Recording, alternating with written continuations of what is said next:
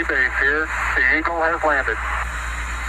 That's one small step for man.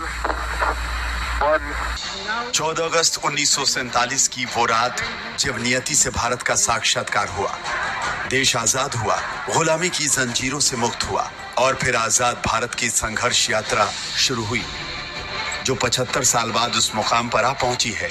अगर पानी है तो वो हमारे लिए फ्यूचर मिशंस के लिए अच्छा है, क्योंकि मुरादाबाद में मंत्रों का जाप किया गया, हाथ में पोस्टर लेकर लोगों ने प्रार्थना की। वाराणसी में तो मासूम बच्चों ने चंद्रयान से जुड़ी रंगोली बना डाली। पुरी के समुद्र तट पर रेत पर चंद्रयान की आकृति उकेरी गई। 140 करोड़ लोगों की दुआ जिस मिशन के साथ हो, वो भला सफल कैसे ना हो। तय है कि आज भारत इतिहास रचेगा जिस पर सदियां गर्व करेंगे।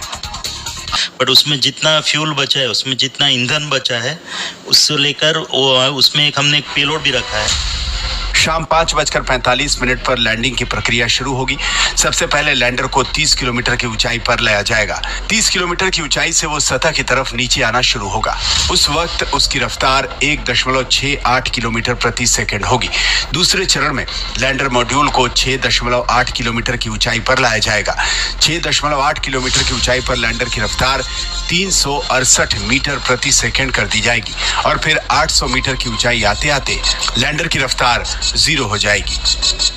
अगर हम पोस्टपोन करते हैं और 4 दिन बाद करते हैं 27 अगस्त को, तब तक लैंडर 100/18 किलोमीटर पे आ जाएगा। तो 18 किलोमीटर के अंतर से हम ऊंचाई से नीचे उतरने का प्रयास करेंगे। तो इसके लिए अलग साइट और अलग प्रकार की जो लैंडिंग साइट है, जैसे कि मैंने बताया 400 किलोमीटर दूर होगी, जो हमारी मेन अच्छी साइट जो कही जाती है। बट ये साइट भी अच्छी है, बट उतनी अच्छी नहीं है जितनी पहली साइट थी।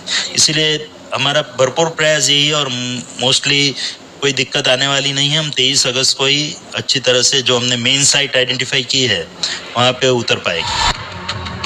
चंद्रयान 2 से आखिरी स्टेज में ही संपर्क टूटा था और पूरे मिशन पर पानी फिर गया था, लेकिन इस बार गलती की गुंजाइश ना के बराबर है। इस बार की डिजाइनिंग ऐसी की गई है कि चंद्रयान 3 आज लैंडिंग नहीं कर पाया तो दूसरी कोशिश करेगा। 4 दिन बाद यानी 27 अगस्त को दोबारा लैंडिंग करेगा, वो भी 400 किलोमीटर दूर।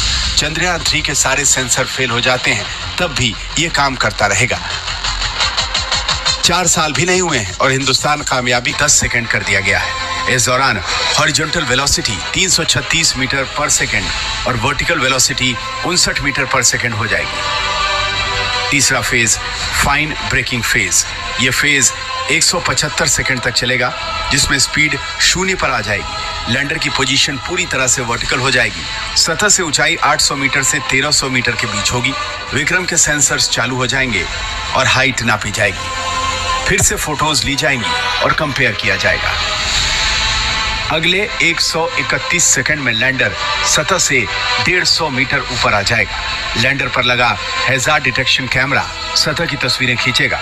विक्रम पर लगा hazard detection camera go no go test.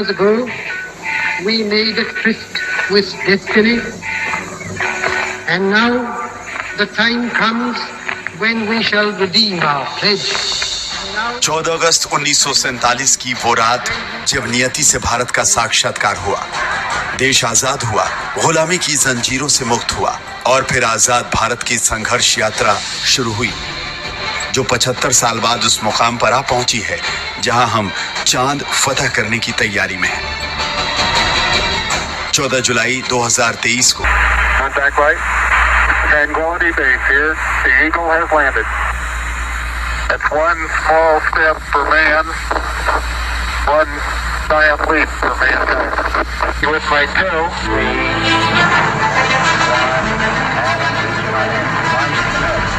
चांद की सतह पर पहला कदम रखने वाले नील आर्मस्ट्रॉन्ग की आवाज आज हर किसी के कानों में गूंज रही है।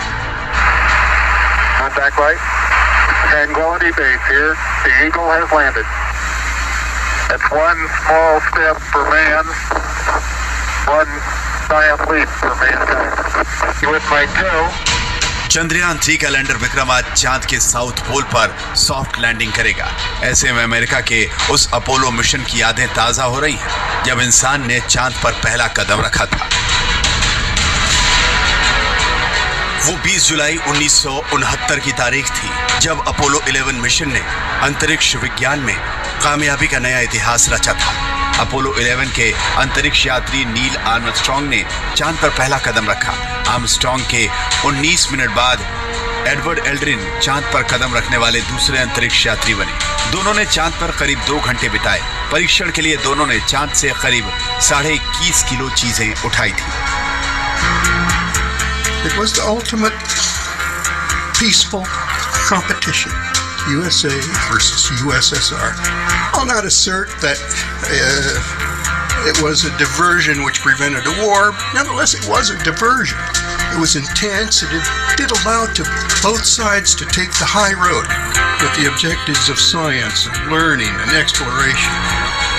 अपोलो 11 के बाद कुछ रोबोटिक और इंसानी मिशन कामयाब रहे, लेकिन अमेरिका के अपोलो मिशन में दूसरी सबसे बड़ी कामयाबी 7 दिसंबर 1972 को मिली, जब हैरिसन श्मिट अपोलो 17 मिशन के साथ चांद पर पहुंचे।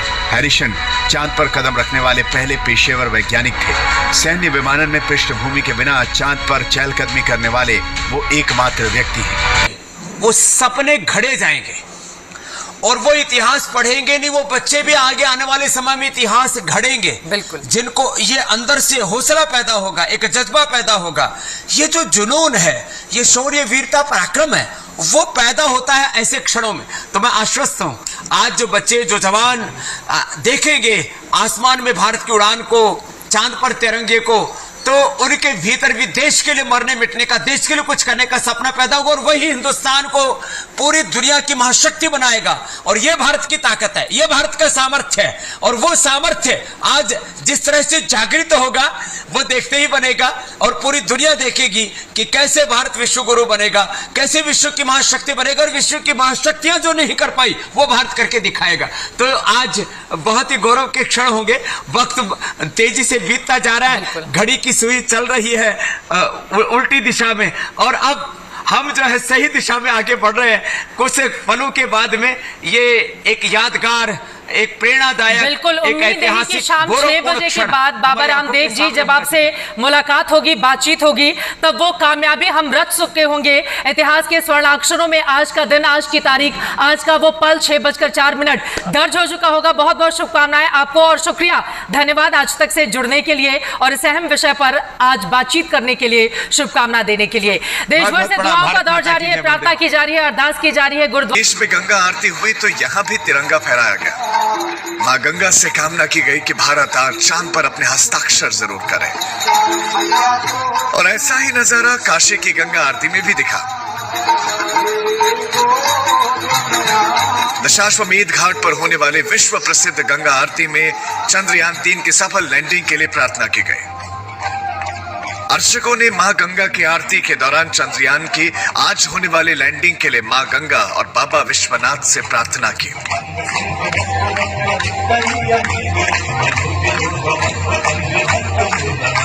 झारखंड में भी दुआओं प्रार्थनाओं का दौर जारी है। शिव गणिनाथ मंदिर में चंद्रयान 3 के सफल लैंडिंग के लिए लोग हनुमान चालीसा का पाठ करते नजर आए, भजन कीर्तन करते दिखे।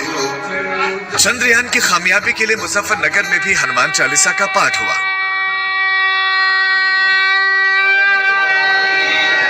देवभूमि बिलासपुर में भी उत्साह चरम पर है। यहाँ श्रावण अष्टमी मेला चल रहा है और इस दौरान विश्व विख्यात शक्तिपीठ श्री नैना देवी जी में चंद्रयान की सफलता के लिए हवन पूजन किया गया। स्पीड इसको अचीव करनी होगी। इसमें आपने देखे होगा, कोई भी जो तस्वीर आपने देखी होगी इंटरनेट पे भी अपने विक्रम लैंडर की, उसमें 4 तरह के आपको एक इंजन दिख रहे होंगे जो कि यहाँ पे मॉडल में लगाए गए हैं। अब क्या होगा अगर ये मून पे सरफेस पे लैंड कर जाता है, अगर ये सॉफ्ट लैंड वर्टिकली कर गया, या ध्यान रखिएगा इसको वर्टिकल लैंड करना है, अगर ये वर्टिकल लैंड कर गया तो नेक्स्ट स्टेज क्या होगी, इसमें रैंप ओपन होगी इस तरह के, जो इसमें से जी अगर आप इसमें यहाँ से देख सकते हो, इस जगह से इसमें रैंप होगा। रैंप के बाद से जो हमारा प्रज्ञान रोवर है वो बाहर आएगा। और जो हमारा प्रज्ञान रोवर है उसका भी ये एक प्रोटोटाइप मॉडल है, ये छोटा सा स्केल मॉडल है। इसमें 6 पहिए लगे हैं, 3 दाएं साइड और 3 बाएं साइड। 6 पहिए इसलिए लगाए गए हैं ताकि जो मून की जो सतह है, जो सरफेस है, वो बहुत ही टफ होती है, बहुत चैलेंजिंग होती है। तो वो अब बहुत, जैसे अगर हम लोग अभी अपने यहाँ की बात करें, जो रोड्स ख़राब होती हैं जिसमें हम लोग गाड़ियाँ चलाते हैं, वो इतनी ज़्यादा टफ लगती हैं। आप कल्पना नहीं कर सकते कि चांद पे जो क्रेटर्स होते हैं बड़े बड़े, वो कई 100 किलोमीटर बड़े बड़े होते हैं और बहुत ही चैलेंजिंग चीज़ होती है। तो ये जो रोवर है, ये जो प्रज्ञान है, ये अपना एक्सप्लोरेशन मिशन शुरू करेगा। ये लैंडर से निकलेगा, लैंडर से जो रोवर आएगा उसके बाद ये जो फोटोज़ लेगा, वीडियोस होंगे, डेटा कलेक्ट करेगा। मून पे सबसे बहुत बड़ा एक सवाल चल रहा है कि क्या चांद पे फ्रोज़न वाटर के हम लोग ट्रेसेस निकाल सकते हैं, तो उस चीज़ को ये हेल्प करेगा। साथ ही साथ हम लोग एक्सो प्लैनेट्स पे भी स्टडी करने का काम करेंगे। अच्छा, एक सवाल ये और होता है कि जब हमारा रोवर बाहर आ गया तो जो लैंडर है इसका कोई काम नहीं रहा कि एक बार रोवर हमारा बाहर निकला लैंडर से, विक्रम से, प्रज्ञान बाहर आया, तो क्या हमारा जो विक्रम है, लैंडर, ये किसी अब काम का नहीं।